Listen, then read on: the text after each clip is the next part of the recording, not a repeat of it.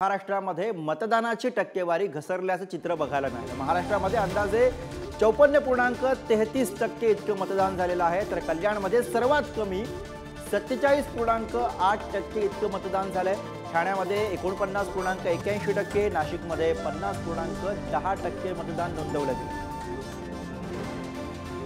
तर पाचव्या टप्प्यातही महाराष्ट्रामध्ये मतदानाची आकडेवारी आपल्याला घसरल्याचं चित्र बघायला मिळालं। महाराष्ट्रामध्ये अंदाजे 54.33% इतकं मतदान नोंदवलं गेलं आणि त्यात विशेष म्हणजे कल्याणमध्ये सर्वात कमी मतदान झालं।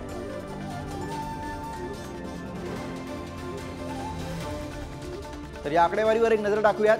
धुळ्यामध्ये 56.61% इतकं मतदान,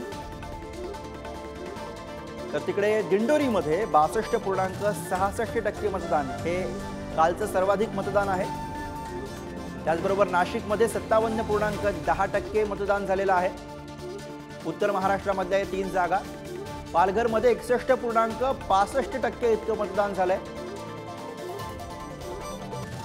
तर भिवंडीमध्ये 56.41% मतदान नोंदवलं गेलंय।